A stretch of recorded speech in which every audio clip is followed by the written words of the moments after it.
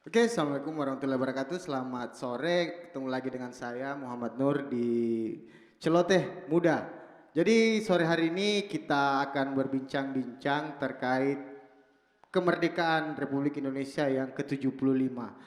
Ada semangat yang harus kita kobarkan di anak muda, dan hari ini bincang Celoteh Muda kita akan kedatangan seorang tokoh pemuda yang sekarang menjabat sebagai anggota DPRD di Kabupaten Wajo.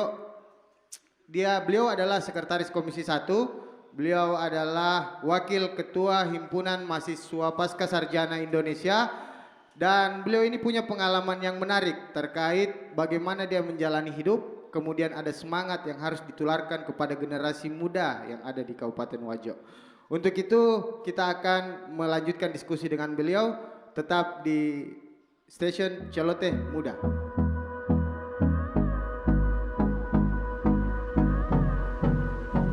Pertama, Dirgahayu Republik Indonesia yang ke-75. Untuk teman-teman anak muda semua yang masih sampai hari ini merasakan kemerdekaan, tentu mari kita maknai bersama bahwa di usia yang ke-75 ini mari kita berkarya. Betul. Khusus di kabupaten kita, berkarya demi bagaimana Kabupaten Wajo ini lebih baik ke depannya. Ada beberapa hal yang ingin saya sampaikan kepada teman-teman anak muda di suasana kemerdekaan kita 75 tahun ini. Pertama adalah tentu apa yang kita lakukan selama ini harus didasari dengan keikhlasan. Karena terus terang saya melihat bahkan mengobservasi langsung sebenarnya anak muda-muda kita ini terkadang apa yang mereka lakukan selalu mau mendapatkan cepat hasilnya. Padahal sesungguhnya itu bagi saya secara pribadi, kalau kita tolak ukur kepada manusia, artinya itu akan terbatas. Tetapi kalau pada Tuhan, maka yakin dan percaya itu tidak ada timpalnya. Tadi menurut Heru ada proses yang instan. Ya. Yang seperti instan kira-kira seperti apa itu ya? Yang bagaimana di situ? Yang bagaimana ini?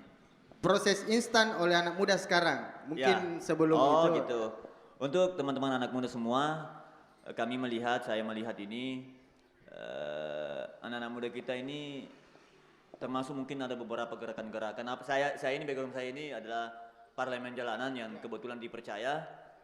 Tentu apa yang selama saya lakukan ini yang selalu saya kampanyekan terus terang kepada anak-anak kita bahwa tolong keikhlasan yang kita perbuat. Ayo membela masyarakat itu didasari dengan keikhlasan. Nah, kami melihat di sekarang seolah-olah, mohon maaf ya, ini mungkin agak keras, tetapi tidak apa-apa saya sampaikan supaya teman-teman tahu bahwa kondisi anak muda kita ini terlalu cepat membuahkan hasil.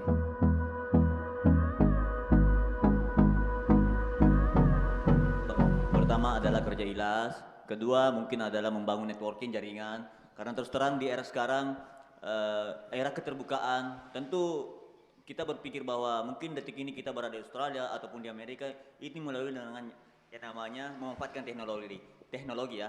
Jangan teknologi hari ini kita membuang waktu. Salah satu contoh mungkin adalah gamers. Ada beberapa game itu yang menyita sangat waktu. Nah itu saya pikir ini salah satu juga penghambat anak-anak muda kita sekarang. Ini gamers yang menghabiskan waktu yang terlalu banyak. Tapi bukankah game itu sudah masuk di Olimpiade ya? Bisa, tapi persoalannya anak muda kita di terkhusus Kabupaten Wajo ini jarang-jarang saya lihat. Artinya nggak apa-apa kalau you punya keahlian di bidang gaming, nggak apa-apa, tapi coba explore. Maksud saya manfaatkan teknologi yang ada. Jangan membuang waktu Anda dengan sia-sia. Bayangkan berapa waktu bisa kita, dan HP sekarang bisa menghitung Pak. Yang mana paling banyak? Bisa kita lihat ada durasi penggunaan ponsel kita, yang mana paling banyak durasi waktu yang kita gunakan. Ini saya pikir harus dimanfaatkan betul waktu yang ada. Terus bagaimana menurut Heru menyikapi penggunaan media sosial sekarang? Karena media sosial ini merupakan media yang paling aktif dalam menyebarkan informasi. Informasi ini di media ini kan kita juga tidak bisa menyaring begitu detail yang mana yang hoax, yang mana yang betul. Kadang yang hoax dianggap betul, kadang juga yang betul dianggap hoax. Ini ada mungkin terkait media sosial ini merupakan keniscayaan untuk kita semua Karena saya kembali bahwa bayangkan detik ini kita berada di Australia, detik ini kita berada dan hari ini kita ada di Wajo lewat media sosial. Namun apa yang disampaikan oleh Bang Borju terkait masalah hoax apa dan semua. Namun kalau saya secara pribadi apa yang saya lakukan adalah pertama melihat isi berita, membaca dan membandingkan. Nah kalau memang saya anggap bahwa ini penting saya sebarkan, saya sebarkan. Namun ternyata hari ini benar apa yang disampaikan Bang Borju bahwa media sosial ini sangat yang mana hoax, yang mana akurat. Nah itu perlu memang perlu memang kehati-hatian dalam penggunaan media sosial. Nah banyak rekan-rekan semua atau anak-anak muda kita hanya melihat judul. Betul. Padahal isinya belum tentu isi judul itu. Prinsipnya kan ini saya melihat juga ya, judul itu kan menarik. Akhirnya bagaimana orang mengklik dan itu ada profit di situ sebenarnya.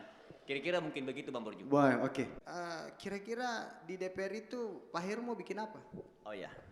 Ini pertanyaan sangat mendebarkan sebenarnya karena prinsip saya kan partai saya nasionalis religius. Apalagi ini terkhusus di Kabupaten Wajo ya karena saya menjadi anggota DPR di lingkungan Kabupaten Wajo. Prinsipnya kami di partai pengusung kepemerintahan Pak Dr. Amran Mahmud dengan Amran Ese tentu dari awal kalau memang benar, kalau memang bermanfaat untuk masyarakat kita pasti dukung. Tetapi kalau merugikan untuk masyarakat pasti akan saya berteriak. Bisa kita teman-teman mungkin lihat di media-media online yang selama ini. Nah terkait apa yang saya harus perjuangkan, terus terang dari awal pasca saya terpilih ada beberapa teman-teman media wawancara apa yang Anda mau lakukan. Nah sampai hari ini saya masih berteriak, saya sampai hari ini masih menyorakan gitu bahwa ngapain kira-kira infrastruktur bagus. Mohon maaf ini agak kritis tapi nggak apa-apa saya sampaikan. Artinya apa? Inilah ya kondisi yang kita hadapi. Pertama adalah pelayanan dasar yang selama ini yang selalu saya suarakan sebenarnya pelayanan dasar. Karena pelayanan dasar inilah yang bersentuhan langsung dengan masyarakat. Nah itu bahkan ini juga saya cerita sedikit dulu di masa beberapa bulan yang lalu saya dengan tampil apa adanya dengan mungkin di branding sedikit pakai supaya dimirip-mirip Intel. Saya sering ke bahasanya kalau bahasa politiknya biasa kan karena belusukan tapi saya Intel aja di contoh sebagai mitra saya di Komisi 1 di Capil contohnya. Nah kadang saya duduk Pak di situ. Kadang saya duduk di situ Bang Borju melihat dan mengobservasi langsung bahkan menanya langsung, mewawancara langsung. Bu dari mana Ki Bu?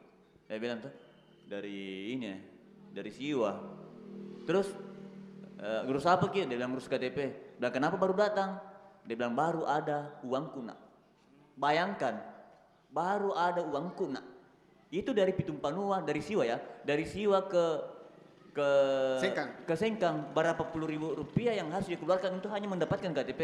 Padahal selama ini kita dengungkan reformasi birokrasi. Nah ternyata ini yang menarik juga ini bahasanya Pak Heru ini bahwa sering melakukan sidak di masyarakat. Kira-kira temuan-temuan tadi ini full up-nya seperti apa ini Pak Heru? Nah kemarin ini waktu kami rapat dengan mitra sebagai mitra Komisi 1 saya sampaikan bahwa tolong artinya saya juga tidak salahkan sepenuhnya kepada pihak mitra saya. Ternyata kami setelah melihat RK ini sudah masuk kepada inti sebagai tugas wakil rakyat ya sebenarnya. Wakil rakyat kami melihat pantas teman-teman di Capil kurang maksimal. Saya menangis malah waktu itu melihat ini bukan dibuat-buat bos bukan bukan dibuat-buat ada pencitraan di situ. Ini bukan persoalan pencitraan bisa kita tanya bos. Bisa. Nah saya melihat pantas tidak maksimal pelayanan yang dilakukan di Capil karena ternyata saleri Pak. Saleri ya? Jauh dari harapan yang namanya kesejahteraan. Padahal amanah undang-undang kita kan mensejahterakan bagi seluruh rakyat di Indonesia. Nah di situ saya melihat bahwa bahkan saya sampaikan kemarin mitra. Oke, kalau begini kondisi saya akan langsung menghadap ke pemerintah daerah, kepala daerah yang mana Pak Bupati. Saya bilang minta tolong sekali. Ini pelayanan dasar dimaksimalkan khususnya di Kabupaten Wajo.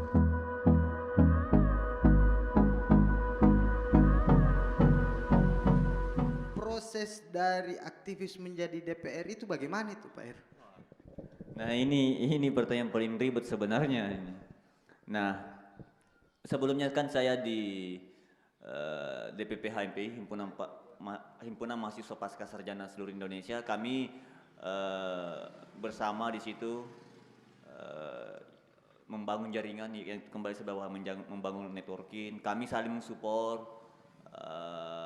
di antara sesama lain. Bahkan ada kami di HMP itu malah ada anggota DPR loh. Oh iya iya, iya. DPR RI ya? DPR RI, dan sekarang jadi wakil ketua MPR. MPR Iya, juga. dari fraksi Partai PKB. Ada juga bupati. Jadi, nah disitulah saya coba mengeksplor diri. Prinsipnya kan ini begini, Bang Borju. Saya ini kan orang kampung. Dan ketika saya bergabung teman-teman HMP kemarin, ingin memperlihatkan bahwa anak kampung bisa tonji, Bos. Iya iya iya. Itu semangat itu. Nah, artinya apa? Itu yang harus ditularkan. Nah, ini yang jarang kita temukan sebenarnya, Bang Iya, Borju. iya. Persoalan semangat. Karena begini, terkadang orang mau jadi nyalek, dia mempersiapkan uang. Iya betul. Nah, ini yang paling parah, Pak. Artinya kalau ada piwanta berarti macam-macam saya ini, Bos, tidak jadi anggota DPR, Kak. Betul betul. Ini yang paling repot. Bayangkan, Bang Borjo ya. Nggak apa-apa juga saya sampaikan. Kemarin itu di politik 2019 ini saya anggap bahwa politik gila malah. Iya iya. Iya. Karena bayangkan masyarakat menjas, menuduh bahwa jangan kau pilih dia. Dia bisa naik tidak ada warna. Nah, tapi karena faktor semangat Iya. yang kami tularkan di HMP, apalagi saya ini Bang Borjo, Iya. alumni 45 ya. Iya iya iya. Alumni iya. Pajuan di Ada situ. semangat di Ada situ. semangat. Jadi pesannya pendiri Universitas 45 Bosowa, dan yang pentingnya kau mati. Semangatmu harus ada. Nah, ini yang jarang kita temukan di anak muda. Cepat kiloyo. Iya iya iya. Iya. Nah, dengan momentum 75 tahun ini, ayo bangun semangat juga itu. Ayo kita bangun semangat.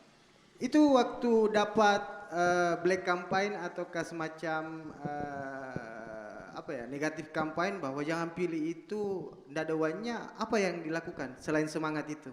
Apakah Nah, datangi lagi masyarakat enggak. atau apa? Saya begini, perlu juga kita ketahui, perlu kita juga sadar diri bahwa sebenarnya yang menciptakan kita ini siapa. Iya iya iya. Nah, banyak orang hebat, banyak orang kaya, tapi dia tidak tahu, dia lupa besar sama Tuhan. Itu namanya takabur. Iya iya. Jadi kuasa Allah sebenarnya, kuasa Tuhan ini benar-benar ada. Menurut saya secara pribadi, karena bayangkan Pak, saya harus berhadapan dengan ibarat tank, dan saya hanya menggunakan bambu runcing. Tapi karena faktor semangat itu, semangat 45, Iya. saya bisa lalui dengan dipercaya menjadi anggota DPR. Untuk anak-anak muda kita, ayo mari sama-sama membangun, terkhusus di kabupaten, ayo sama-sama kita membangun daerah kita, bagaimana kedepannya lebih baik dengan semangat 45, apalagi dengan momentum 75 tahun kemerdekaan Republik Indonesia. Merdeka. Iya, itu tadi closing statement dari Pak Heru. Banyak yang bisa kita petik dari diskusi kita pada petang hari ini, tapi karena durasi juga yang membatasi kita, insya Allah kita akan ketemu lagi di Celoteh Muda di uploadan berikutnya dengan tema-tema kekinian yang akan kita bahas. Dengan ucapan alhamdulillahirabbil alamin. Assalamualaikum warahmatullahi wabarakatuh. See you.